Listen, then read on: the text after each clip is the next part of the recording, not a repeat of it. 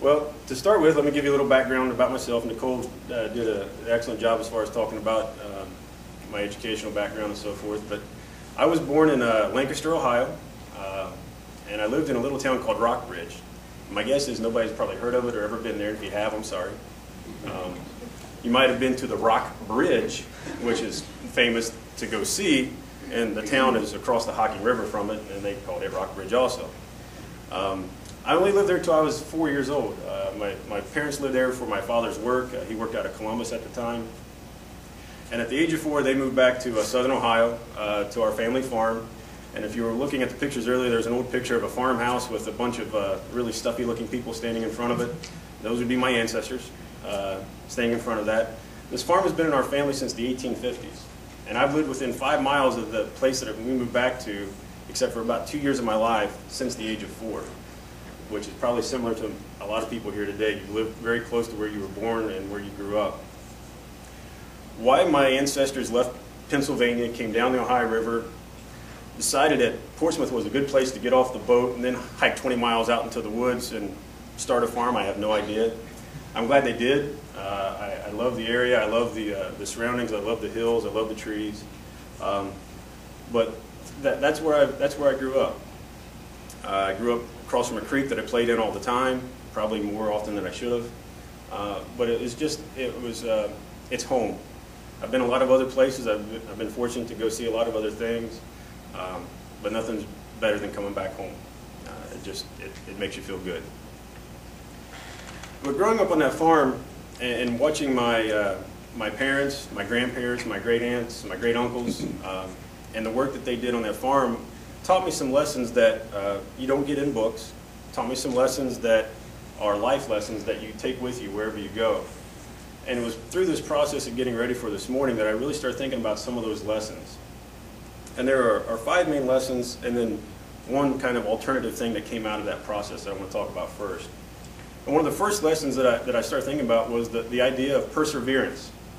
That regardless of what happens or what you're going towards, whatever goal you're trying to achieve, there's always going to probably be obstacles in your way, but to achieve that goal you have to either go through or around or find a way through that obstacle and achieve that goal. And farming is essentially perseverance lived. Everything you do on the farm that is seemingly the simplest task, inevitably something becomes an issue.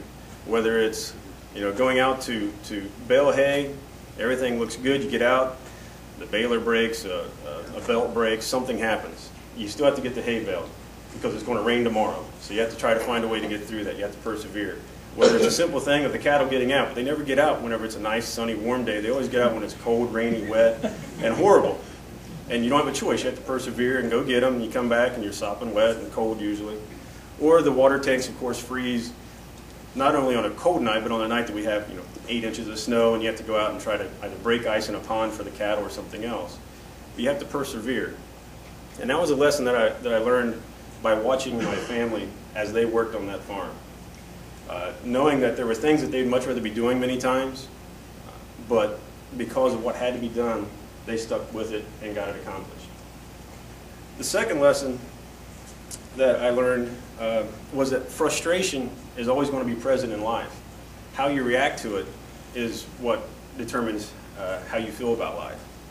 And the best example I can give is this is one that my father had taught me very early on in life about working with the animals, whether it was cattle or whether it was with pigs, is that if you get frustrated, the animals know that you're frustrated.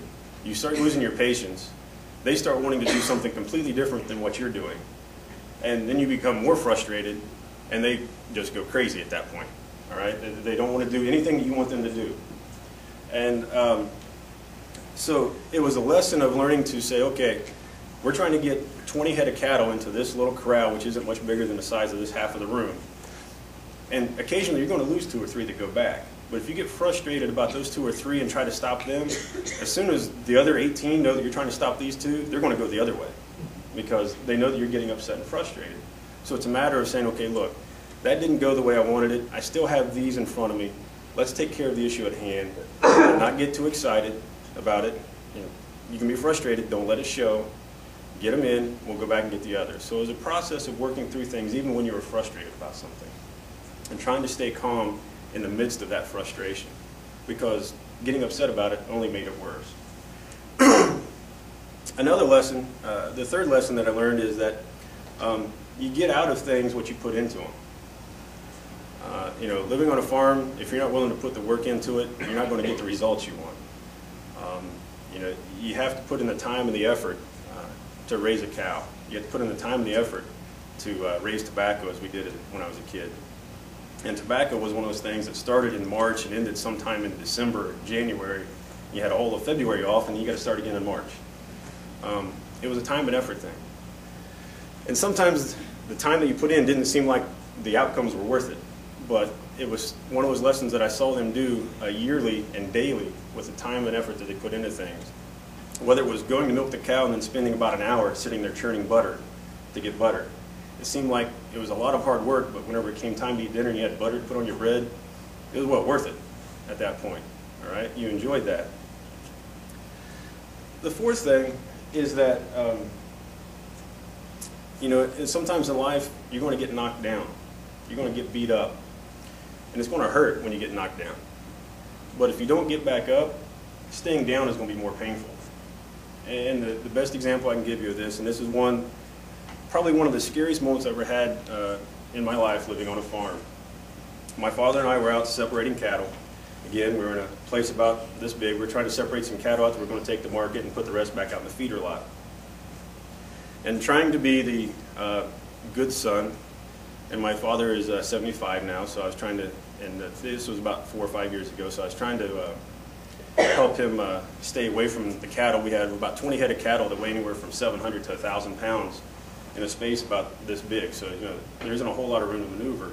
So I said, I'll get in and I'll try to sort them out. You operate the gate, just open it and close it as they come through. All right. I go over, and I start sorting cattle, and try not to be frustrated, because I'm losing cattle, you know, as they come along, and I'm trying to keep Dad's thoughts in my, you know, because I knew he'd start yelling at me if I was getting excited about it. And I'm standing there, and I'm sorting cattle, and we get a few out, and I don't know what it was or what happened at that point. I don't know if Dad had opened the gate and walked behind a cow and spooked it. But out of the corner of my eye, I saw a steer rear up and kick backwards. At that point, I heard a sound that I hope I never hear again. And it was the sound of that hoof hitting my father. And I looked over at the gate, and I saw my dad disappear. Out of view. 20 cattle between me and him. First thought was, crap, I got to get over there to him. Second thought was, I can't go through the cattle because they're going to go that way and they'll step on him. How do I get there? And as I'm yelling for him, I'm not hearing any noise. I'm not hearing anybody say anything. I'm trying to walk around the side of the cattle nice and easy. All of a sudden, I see two hands come up on the gate and pull himself back up. And I've seen my dad hurt many times. I've seen my dad injured many times. The look on his face that day, I knew that he was in some really bad pain. I mean, you can think about a 1,000-pound animal kicking you in the leg and how you would feel about it. But to that perseverance issue and just plain stubbornness on my dad's part, which kind of runs in the family a little bit, I said, Dad, we need to get you out of here. No, we're going to finish sorting the cattle. He continued to hold on to that gate, hobbling around on one leg until we had the cattle sorted. But in his mind, and we never really talked about it much, I know that he knew that if he stayed down, the chance was he was going to get walked on. And the pain that he had was bad. The pain he was going to get was worse. And so he stood up. We finished sorting cattle. We took him inside. Finally was able to get a chance to look at his leg, and his leg had swollen up about the size of a basketball by that point. Luckily, and I don't know how to this day, we took him to the hospital. There was no broken bones. There was no torn ligaments. He had a really deep bone bruise that hobbled him up for about 4 weeks. But he got back up. And I learned that prior to that lesson, but that was prior to that day, but that day was the day that it really kind of hit home. That you're going to get knocked down. You're going to get beat up. But if you stay down, that pain continues to compound upon itself. If you get back up, the pain is still going to be there, but you're not given that opportunity to let more pain come on top of it. And the last lesson I learned is that while experience is a good teacher, failure is a great teacher. And the best example I can give you of this, again, is another story with my father and I. I was probably 13, 14 years old, and I've been driving tractors since I was 5 or 6 years old. Since we moved back, you know, they put it in gear. I steer. I was so small that to push the clutch and the brake in, I had to grab the steering wheel and pull myself down and hold myself to keep the tractor from moving. Right. So we were out in the field one day. Dad had took my uncle's truck, my great uncle's truck. It was a beautiful truck. It was a 1976 Ford F-250. It had beautiful vinyl seats, roll down windows, a rockin' AM radio, and a really cool 1976 burnt orange paint scheme. It was awesome. Something that you really don't want to be seen in too much. And this was in the 90s, so you get an idea, or 80s, I'm sorry. And we're out there, and I had never driven a manual transmission at that point. I'd driven the tractors, but you know, driving that versus the truck is a little bit different. And we were getting ready to leave, and Dad walked over and got on the tractor. I said, "What are you doing?" He said, "I'm going back to the barn." I said, "Well, so am I." He said, "Well, you're taking the truck." I said, "I don't know how to drive the truck." He said, "Well, the clutch is on the left, the brake is in the middle, the gas is on the right. I'll see you when you get there." So, okay. And I thought he was joking, right? When he left the field on the tractor and continued going and didn't look back, I had a good feeling he wasn't joking at that point. Like, okay. Well, about an hour later, and you know, I'm surprised we ever put a new clutch into this poor truck after that point. I made it back to the barn. I don't think I ever got out of first gear the whole way there. But I learned how to drive a manual transmission truck by learning from failure. I failed many times that day getting back there, and I'm just glad nobody was behind me on the township road I was on, because they would have been very upset with me at that point. But I learned how to do that because of failure. I'd experienced it many times. I'd sat next to Dad and watched him drive that truck over and over and over. I kind of had the premise, but until I did it and failed and learned from those failures, could I actually know how to do it. So don't worry about failing. It's okay to fail. The problem is if you continue to fail by doing the same thing over and over and not learning from that failure. All right? And the last thing isn't really a lesson that I learned. It was, as I look back on this, when Amy asked me to give this presentation, that I started thinking about growing up on that farm and why I chose to go into science. And I started thinking about farm work and the things that we would do. And many times, you know, you'd be out, something would break, and inevitably it would break either after the store was closed that you needed to get the part, the store didn't have the part that you needed, it would be in sometime next week, which didn't work, or you just didn't have the time to go get it. And I'd watch my dad and my grandfather and my great uncle go to the shop, say, okay, we need this part. Well, we have this, let's try this. And they would start cobbling something together. In about 3 or 4 hours, they'd have cobbled something together that they think might work. They'll go back out, they'll put it on the piece of machinery. We'll try it, we'll run it for a little bit. It may work, great. If it doesn't, we'll go back in and re-engineer it and try it again. Well, I was learning the scientific method and didn't realize it. We had a problem that we were trying to figure out what was going on. We did some hypothesizing about what we think would work. We experimented with it, we tried it, we checked our data, which usually it failed the first time. And said, okay, well, that didn't work, let's go back and re-hypothesize and try something different. I was learning the scientific method and didn't realize it at the time. And I think that's kind of that natural curiosity, that natural ingenuity of trying to come up with different ways of doing things is what prompted me to go into science. So, and that was something that I didn't realize until I started getting ready for this presentation. But those were lessons and things that prompted me to go down the path that I think I went down in the future.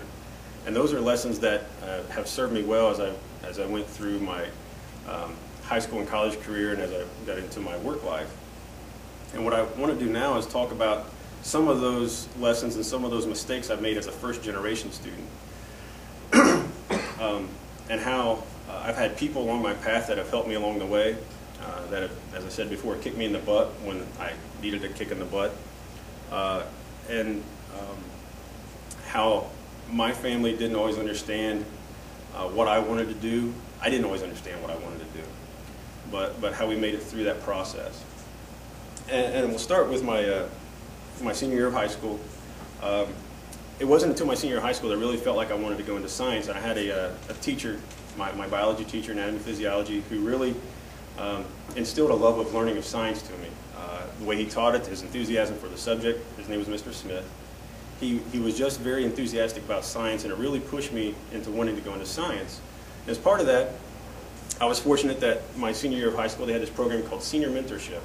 And they would pair us up with a professional in the field that in which we were interested.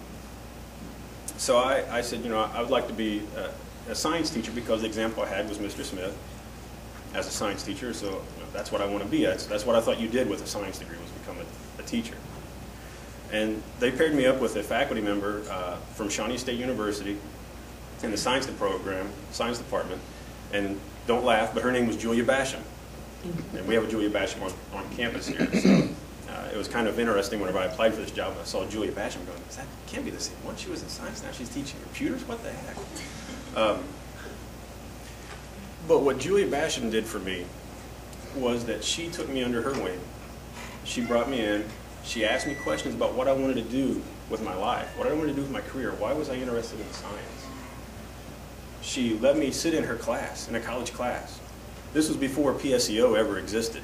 You didn't walk into a college class and just get to sit down if you were a high school student. She let me help her set up labs. This was completely outside of the realm of anything I'd ever done in high school. But it started helping me understand what it was going to take for me to do well in school, but it also made me feel comfortable. And being a first-generation student, comfortable was a very good thing. The first day I walked on the Shawnee's campus, I was nervous as all get out. Wasn't even sure I was going to be able to find the place I was supposed to go. What does this lady look like? But after that year's worth of time with her, I became very comfortable. As I was going through my senior year, I did the typical things that a lot of the things that the literature says first-generation students do that create issues for them. One, I didn't go visit a single campus. Didn't know you were supposed to do that. My family, nobody in my family had been to college. My parents both finished high school. My dad barely, thanks to a teacher who gave him a D instead of an F because he had to beg. My grandparents, my grandfather's highest education was the 3rd grade. So nobody in my family had any understanding of what it took to get ready for college. So my parents hadn't planned financially for it. Neither of my sisters, who were older than I, went to college, so it was never a thought in anybody's mind. I hadn't talked to any recruiters, hadn't talked to anybody about what financial aid was or is. None of that stuff. What I did do is I took the ACT, because that's what everybody else was doing. Take the ACT, why not? And I put on there that I wanted my grades sent to, can you guys guess the 3 schools I wanted my grades sent to? Ohio State, Ohio University, and University of Cincinnati. Those were the 3 that were everybody, it was either UC or UK. I can't remember which now. It was one of those, maybe it was all 4. But those are the ones that everybody else was applying for. That's where I want to go.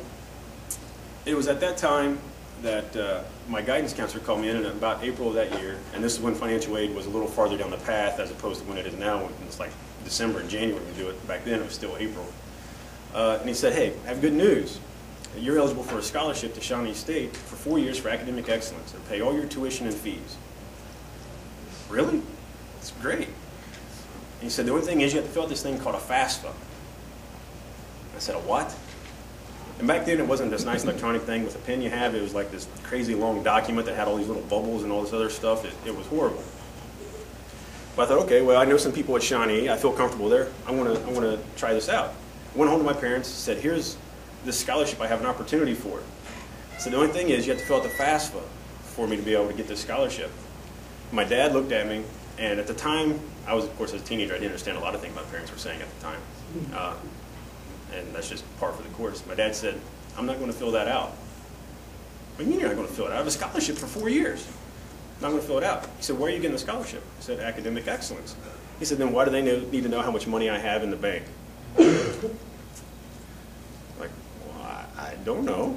That was the typical answer for a teenager at the time. I don't know why. So I went back to my guidance counselor and said, hey, I still want the scholarship, but Dad doesn't want to fill this out. You can't get the scholarship unless your dad fills it out.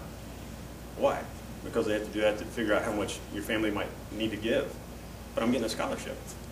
Yeah, all right. So I walked back to my parents, said, hey, you need to fill this out. I'm not going to fill it out. Walked back to my guidance counselor. Finally said, look, can you 2 people get together here? Because this is driving me nuts. So they would sit down with them, and about 3 days before the deadline to file the FAFSA, my dad finally relented and completed the FAFSA form. Had it not been for that guidance counselor, who's still a close personal friend of mine, had it not been for him basically walking me through that process of understanding what the FAFSA was, sitting down with my parents and explaining why we needed to get it filled out. I probably wouldn't be here today because, one, we hadn't planned for how I was going to pay for college. I hadn't thought about anything else besides that. I wasn't getting accepted into OSU. I don't know if I was accepted into OU or not, but I wasn't sure I wanted to go that far away. You know, it's 2.5 hours. So I made it into Shawnee. I finished Shawnee State in 4 years, thanks to Julia Basham as my advisor. She kept me on path. I'd walk into her office every time it was time to register for class. She'd pull out my sheet of paper and say, you still need 1 class from this section, 3 classes from this section, and 2 from this one. Which ones are you going to take? These? Okay, good. And she'd sign them. Kept me on path. I was able to get out of there in 4 years. There's one thing that happened in my college career, though, that changed. When I went into Shawnee State, I decided I wanted to be an education major, right? I was going to get a science degree and I was going to teach school. Well, about 3 years into that, at the end of my junior year, after sitting through some professors who, at the time I didn't realize it, but at the time they were, now I look back and they were downplaying or degrading the Appalachian area. They were degrading to first-generation students. And at this time, I still didn't know I was a first-generation student. Nobody ever told me I was a first-generation student. And I didn't like the way that education program was going for me. So at the end of my junior year, I decided that I wasn't going to teach third graders the rest of my life. And that was the first time in my life I really felt like I took some control over my educational future. Right? I sat through, I kind of worked through these problems, and I said, okay, this is what I'm going to do. Proud of that fact, I went home to my parents, assuming that they would be proud of me for weighing through this issue and talking about, this is what I want to do with my future, and this is not what I want to do with my future. So I proudly proclaimed to my mom and my dad that I am not going to be, I'm not in the education program anymore, I'm just going to get my degree in science. I didn't get the response that I thought I was going to get for being so forceful with my educational outcomes. And my mom looked at me and she said, what are you going to do with a science degree if you're not a teacher?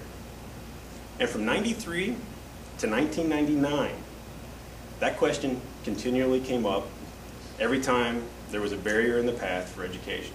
And it wasn't Mom's fault. She didn't go to college. She didn't understand what was available with a degree in science.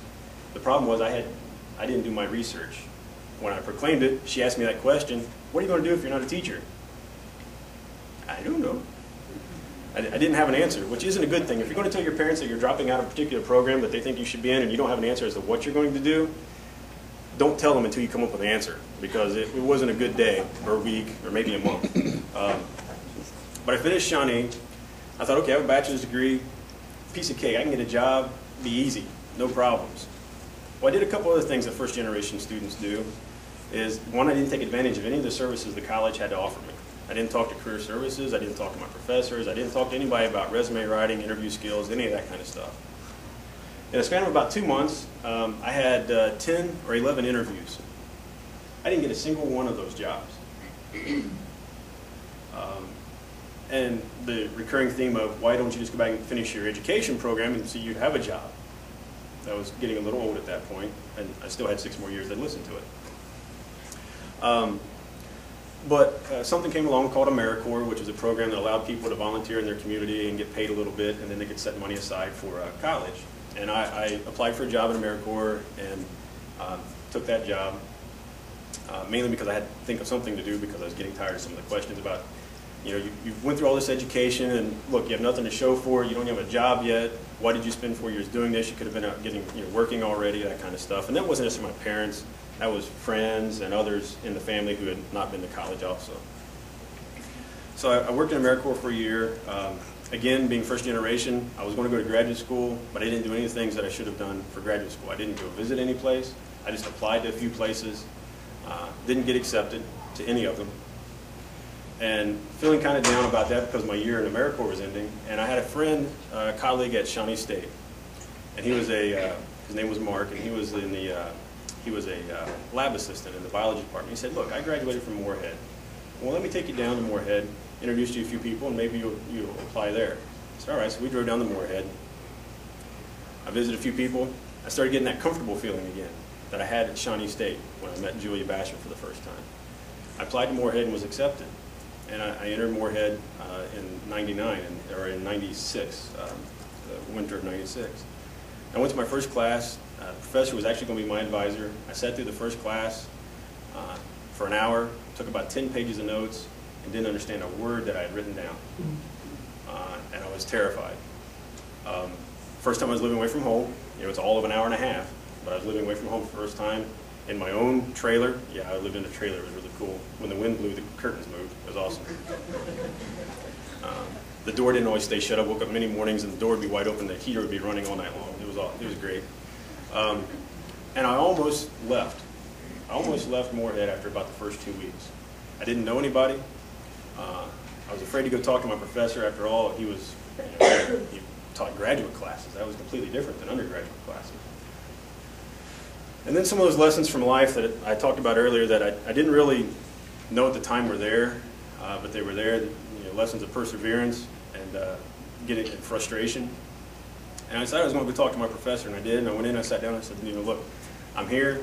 I'm not doing well in your class. I want to do better in your class. What do I need to do better in your class?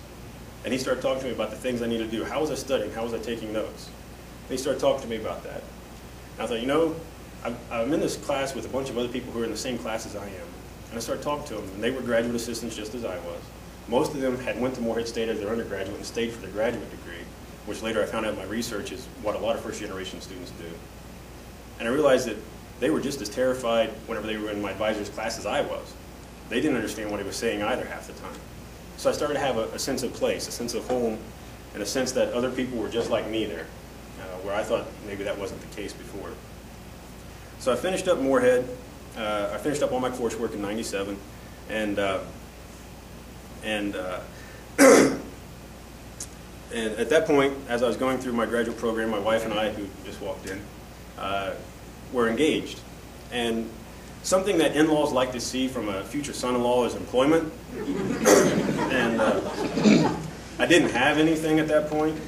And again, my mindset, I have a master's degree, almost. I'm still working on my thesis. I should be able to get a job easy. I have a bachelor's degree and all these graduate hours. It's just a matter of applying and people are just going to hand me a job. Well, I interviewed for a few jobs, still didn't get anything, didn't even get some interviews for some of the jobs I applied for. And this was probably the lowest point in my life, educationally, personally, professionally, because I had done all the things that I thought I was supposed to do. I had received my bachelor's degree, I received almost all my master's degree, and I couldn't get a job. Finally, one day, I was at probably one of the lowest points, and I called up a friend of mine who worked at a golf course. And I said, look, I just need a job. I said, do you have anything available? He said, yeah. He said, come on up, and we'll hire you. We've been looking for a couple people. I said, all right. And this was in April.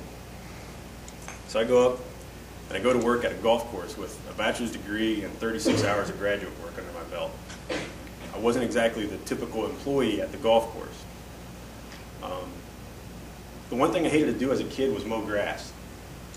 What do you think you do at a golf course 8 hours a day, 6 days a week? Yeah, you figured it out. You mow grass. You sit on a mower. You dodge golf balls coming at you from golfers who intentionally try to hit you.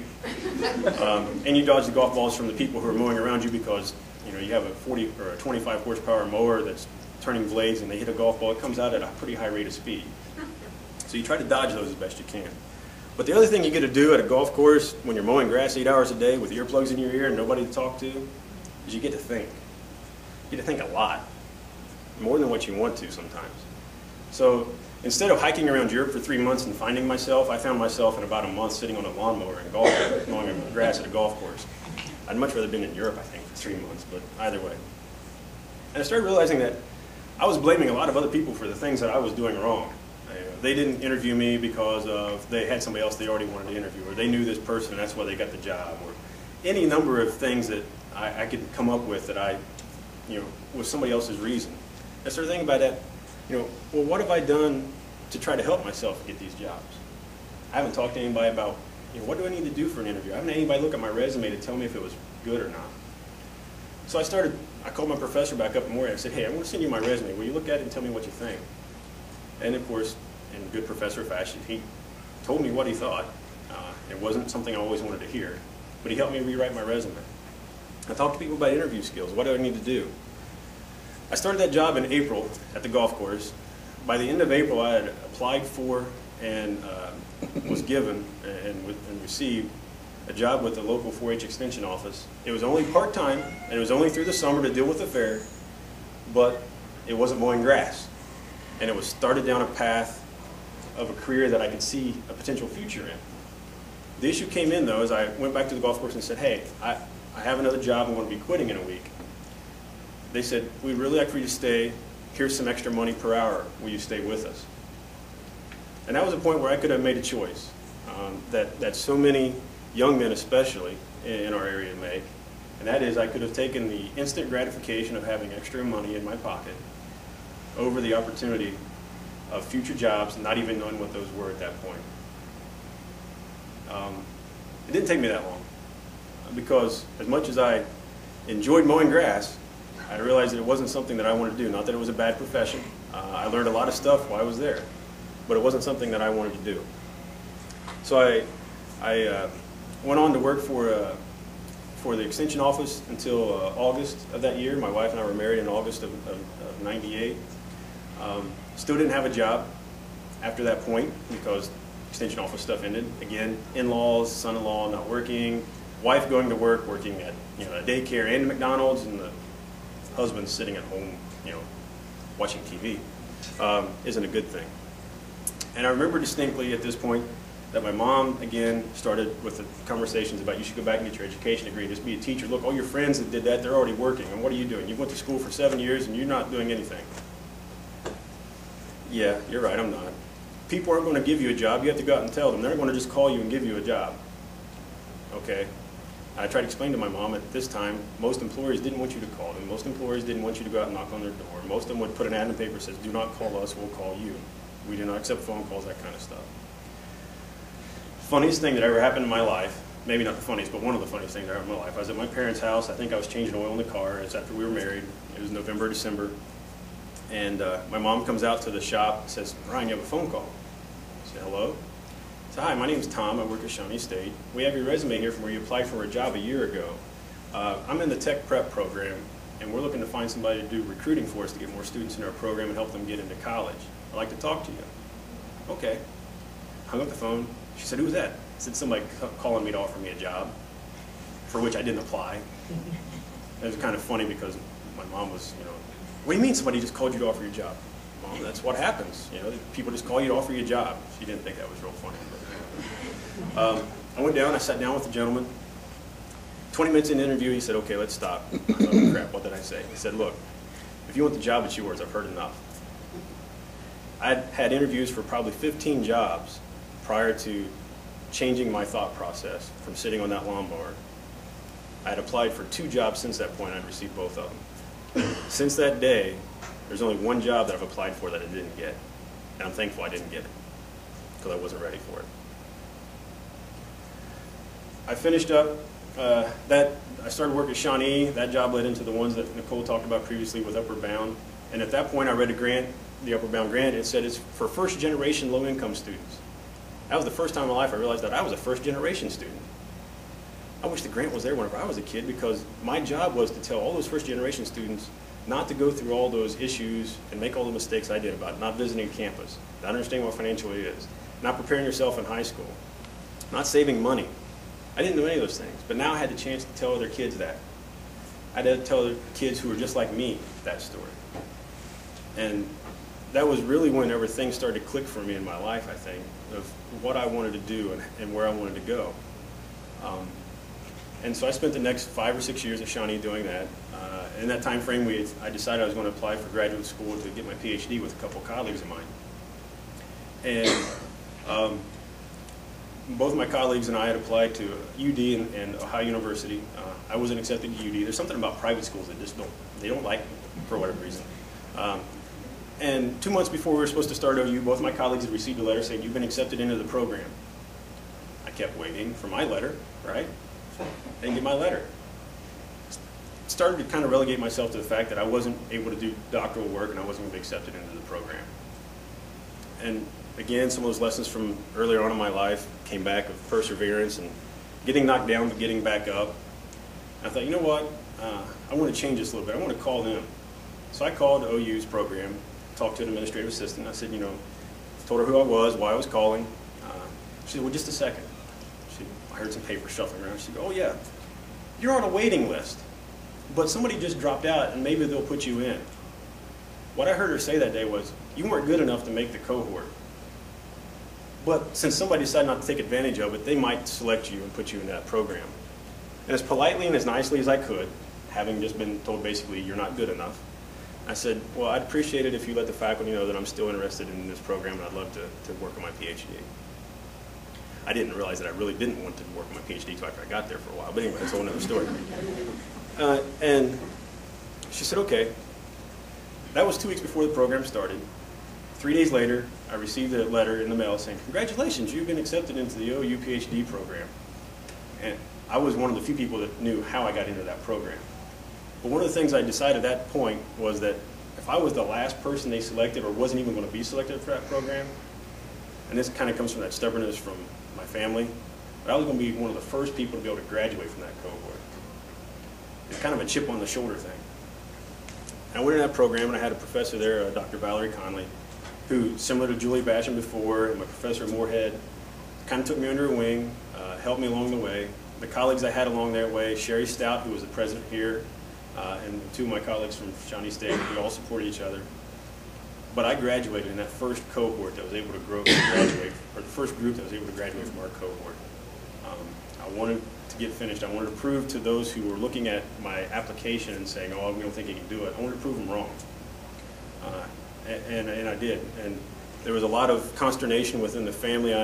Rachel and I, we had many long conversations about the amount of time I was spending working on stuff. But she always supported me in that effort. And it was one of those things that I look back now, and there were many times I wanted to quit. Many times that she was the one kicking me in the butt and saying, no, you've done it too long now. You can't quit now. I won't let you quit now, which isn't very nice. But anyway, I stayed in that program, and I finished it. That brings me to where we are today. I'm now the Vice President of Academics, and as Nicole alluded to, I think I might be the longest tenured Vice President in about 20 years, either because I don't know any better or because some of those lessons of perseverance, getting knocked down and getting back up, dealing with frustrations, learning from my failures, hopefully I learned from my failure, are part of the reasons that I hope I'm still here today.